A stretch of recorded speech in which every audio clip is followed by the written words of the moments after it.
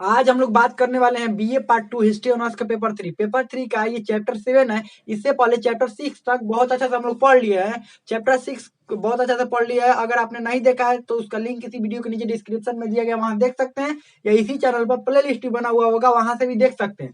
हम लोग चैप्टर 6 तक में क्या पढ़े थे? चैप्टर 6 में हम लोग पढ़े थे तुगलक वंश के बारे में। तुगलक वंश के शासक कौन थे और तुगलक वंश के शासक में कौन कौन शासक थे, कौन महत्वपूर्ण शासक हुए, उस तुगलक वंश के बारे में हम लोग पढ़ लिए थे। उसका ऑब्जेक्टिव क्वेश्चन भी देख लिए थे। उसमें सब्जेक्टिव क्वेश्चन ज्यादा महत्वपूर्ण नहीं था, इसीलिए हम लोग सब्जेक्टिव क्वेश्चन नहीं देखे हैं।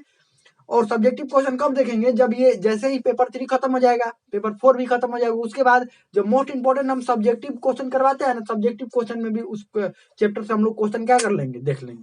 तो चलिए हम लोग शुरू करते हैं चैप्टर 7। इसमें सैयद वंश और लोधी वंश के बारे में पढ़ना है। आपको पता भी है कि जब तुगलक वंश के अंतिम शासक नसीरुद्दीन महमूद शाह, क्या नाम था? नसीरुद्दीन महमूद शाह। तुगलक वंश का, तुगलक वंश, इस वंश का अंतिम शासक कौन था? नसीरुद्दीन, नसीरुद्दीन महमूद शाह, महमूद शाह। नसीरुद्दीन महमूद शाह था इस वंश का अंतिम शासक। तो इस वंश का अंतिम शासक के बाद कौन से वंश की स्थापना हुई? सैयद वंश की। और स्थापना किसने किया था? सैयद वंश, ध्यान रखिएगा, सैयद वंश, सैयद वंश। स्थापना किसने किया था? उसका नाम था खिज्र खां, खिज्र खां, खिज्र खां नाम था। 1414 ईस्वी में इसने सैयद वंश की स्थापना किया और ये 21 तक इसका शासन काल रहा। ध्यान रखिए, इस सैयद वंश में कुल 4 शासक हुए। आप कहेंगे कि दो वंश के बारे में एक ही चैप्टर में क्यों पढ़ेंगे? क्योंकि दोनों वंश ज्यादा बड़ा बड़ा नहीं है, दोनों वंश ज्यादा बड़ा बड़ा नहीं है, इसलिए इसको एक ही चैप्टर में हम लोग पढ़ेंगे। खिज्र खां जो कि सैयद वंश का स्थापना किया था। इससे पहले कौन था? तुगलक वंश। तुगलक वंश का अंतिम शासक नसीरुद्दीन महमूद शाह जब शासक था, तो उस समय दिल्ली पर तैमूर का आक्रमण हुआ था। आपको पता भी है दिल्ली पर किसका आक्रमण हुआ था? तैमूर। क्या तैमूर भारत में ऐसे ही आ गया था? ये आक्रमणकारी, ये सब आक्रमणकारी जो भारत में आते थे, अफगान वाले क्षेत्रों से जो भी आक्रमणकारी आते थे, पश्चिमोत्तर भारत का, आपको पता है कि जब भी आक्रमण होता था इसी क्षेत्र से आक्रमण होगा। समझ लीजिए, भारत में जब भी आक्रमण होता था, आपको ऐसा ध्यान भी होगा कि इसी क्षेत्र से आक्रमण होता था। और आगे भी देखिए आक्रमण होगा तो इसी क्षेत्र से होगा, ये वाला क्षेत्र से। जब भी कोई आक्रमणकारी आता था, ऐसे ही अंदाजे पर आ जाता था, आक्रमण करके चला जाता था। नहीं, बिना बढ़िया से जानकारी के कोई भी आक्रमणकारी आक्रमण नहीं करता। भारत में लालच में आता था वो, कोई भी आक्रमणकारी। आपको पता भी था कि भारत को सोने का चिड़िया कहा जाता था, यहाँ सब कुछ मौजूद था। मतलब सब कुछ, सबसे उत्कृष्ट देश इधर वाले क्षेत्र में भारत ही आता था। यहाँ पर सब कुछ व्यापारिक साधन सब कुछ मौजूद था, समझ लीजिए। इसीलिए अधिकतर आक्रमणकारी देखिएगा भारत पर आक्रमण करेंगे और यहाँ पर तहस नहस मचा कर जाएंगे। और एक बात, ये इनको साहस कहाँ से मिलता था? इनको साहस कहाँ से? यहाँ से आकर यहाँ आक्रमण कर देते थे। ये कैसे साहस मिलता था? कौन साहस देता था कि यहाँ के राजा है और यहाँ के राजा पर आक्रमण कर दिया? आखिर कहाँ से इनको साहस मिल जाता था? ध्यान रखिएगा, ये जब आते थे ना कोई भी आक्रमणकारी, ये ऐसे नहीं आते थे, दो कारणों से आते थे।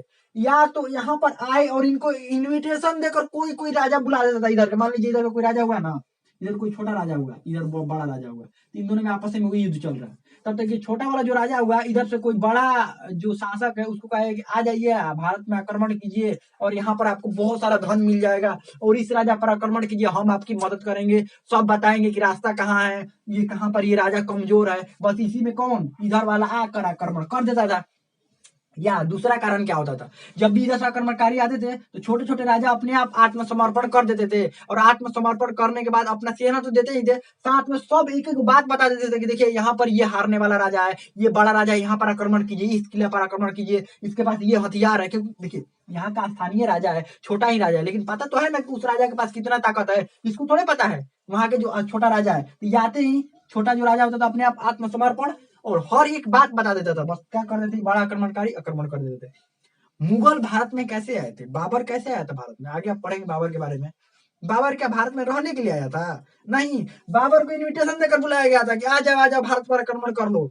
हमें समझ में नहीं आता है कि यहाँ के राजा ये इतने छोटे छोटे क्षेत्रों में बटा हुआ था। यहाँ के राजा ऐसे थे कि अपने सत्ता के लिए कुछ भी कर देते। समझिए, राजनीति ऐसा चीज है कि सत्ता के लिए कुछ भी कर देते थे। आप पहले भी इतिहास में पढ़ चुके होंगे कि राजनीति में अपने सगे संबंधियों तक को लोग नहीं पहचानते हैं, उनकी भी हत्याएं कर देते हैं। क्यों हत्या कर देते? राजनीति में। तो समझ लीजिए ये क्या कर रहे थे, अपने सत्ता को बढ़ाने के लिए छोटे राजा इधर से बड़े बड़े आक्रमणकारियों को इन्विटेशन दे देते कि आ जाओ, हमारे यहाँ आ जाओ, इस राजा पर आक्रमण करो, इनके पास सोना बहुत है, इनके पास संसाधन बहुत है, सब लूट कर लेकर चले जाओ। वैसे ही तैमूर जब भारत में इधर आक्रमण करने के लिए आया था ना, तो इसका सबसे ज्यादा मदद खिजर खां ने किया था, ध्यान रखिएगा। खिजर खां ये तुगलक वंश के समय, इसको ये तुगलक वंश जब था उस समय इसको सूबेदार था, ये तुगलक वंश में सूबेदार के पद पर नियुक्त किया गया था, और इसने सूबेदार के पद पर नियुक्त हुआ तुगलक वंश में। जब तुगलक वंश का शासनकाल भारत में था तो इसको सूबेदार बनाया गया था, और सूबेदार बनते ही इसको सब पता चल गया सेना कैसी है, कहाँ पर तुगलक वंश कमजोर है, कहाँ पर ताकतवर है, क्या है, सब कुछ पता चल गया। सब कुछ जब पता चल गया तुगलक वंश के बारे में, तो जब तैमूर ने भारत पर आक्रमण किया ना, तो खिजर खां ने सब बात बता दी। एगो तो नसीरुद्दीन महमूद शाह उस समय था, तुगलक वंश में उस समय दिल्ली का शासक कौन था? नसीरुद्दीन महमूद शाह। एगो तो ये कमजोर और डरने वाला, तो ये सब बात बता दिया था खिजर खां ने तैमूर को कि इधर से आक्रमण करना है, इधर से ये करना है, और ये बहुत डरने वाला है, ये सब बता दिया कि बहुत डरने वाला है। जैसे ही पता चला ना इसको जैसे ही पता चला कि तैमूर आक्रमण कर दिया, दिल्ली भाग गया, दिल्ली छोड़कर। तब तक नहीं आया जब तक तैमूर यहाँ से नहीं गया, समझ लीजिए। तो तैमूर कैसे भारत पर इतना तहस नहस मचा दिया, पूरा तहस नहस मचाया था एकदम दिल्ली को, यहाँ से लूट कर तो लेकर गया था, तहस नहस मचाया था। तो समझ लीजिए कभी भी बाहर वाले आक्रमणकारी ऐसे ही नहीं आंधी की तरह नहीं आ जाएंगे, आंधी नहीं है, उनको इन्विटेशन देकर बुलाया जाता था, या यहाँ के राजा जब मदद करते थे तभी वो आते थे, ध्यान रखिएगा। भारत को जब भी बाहर वाले लूटे हैं, किसके सह से लूट पाए हैं? भारत वालों के। जब भी भारत को लूटा गया है ना, भारत वाले के सह के कारण ही लूटा गया। भारत वाले जब साथ दिए हैं, कोई कोई राजा जब साथ दिए हैं तभी भारत को लूटा गया है। समझ लीजिए किसी भी क्षेत्र को जब लूटा जाता है तो वहां के स्थानीय लोग जरूर मिले हुए होते हैं, यहाँ पर भी वैसे ही था, ध्यान रखिएगा। तो तैमूर को इसने, खिजर खां ने तैमूर को सब कुछ बताया था, इसका साथ भी दिया था। तो तैमूर जब वापस लौट रहा था तो मुल्तान लाहौर वाला क्षेत्र, इधर वाला क्षेत्र तैमूर ने किसको दे दिया? खिजर खां को। जब इधर वाला क्षेत्र दिया तो थोड़ा खिजर खां सूबेदार से थोड़ा और ताकतवर हुआ।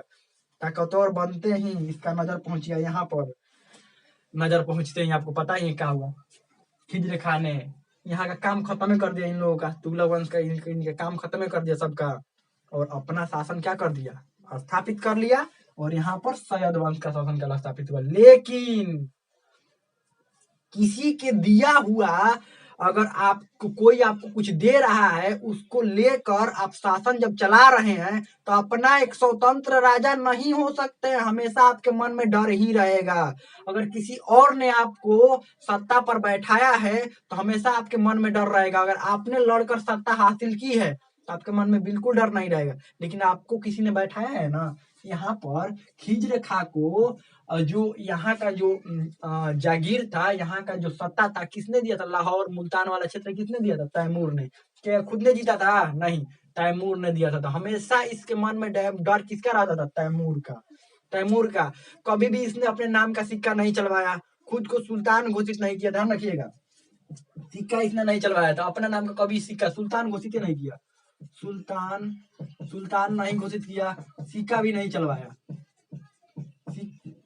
सिक्का भी नहीं चला। हाँ, कुछ ऐसा काम किया जैसे नसीरुद्दीन महमूद शाह के समय जब तुगलक वंश का शासनकाल था तो बहुत सारे क्षेत्र जो थे इससे अलग हो गए थे। तो बहुत सारे जो भी क्षेत्र अलग हुए थे ना, उन क्षेत्रों को सबको मिलाया खिजर खां ने, कुछ क्षेत्रों को मिला पाया, अपने सेना को संगठित किया, सेना को मजबूत किया। उसके बाद आगे बढ़ते हैं। ये क्या करता था, जो भी सिक्का चलवाता था ना, उस सिक्का पर ये सिक्का चलवाता था, लेकिन उस पर नाम तैमूरे का रखता था। ध्यान रखिएगा इस बात को, इसको था कि तैमूरे का नाम रखना। अब ऐसे भी इसको पता था कि तैमूर का नाम नहीं रखेंगे तो किसको नाम रखेंगे। उसके बाद 1421 में इसकी मृत्यु हो गई। कब मृत्यु हुई? 1421 में। 1421 में मृत्यु हुई। उसके बाद मुबारक शाह राजा बना। कौन बना? मुबारक शाह। मुबारक शाह राजा बना।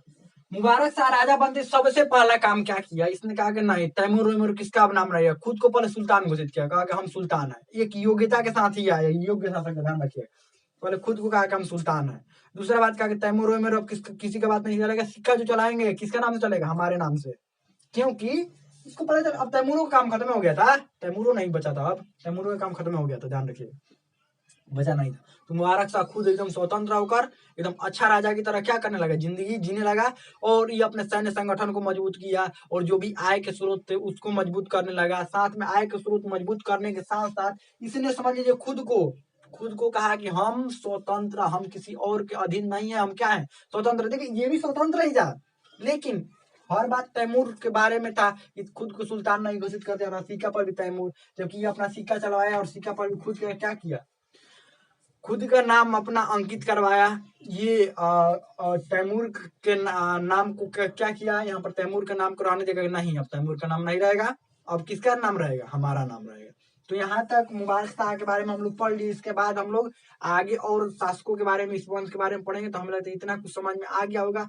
अब आपको इसमें कोई भी डाउट हो, कोई भी क्वेश्चन हो, आप कमेंट में पूछ सकते हैं, हमें तो समझ में आ गया होगा।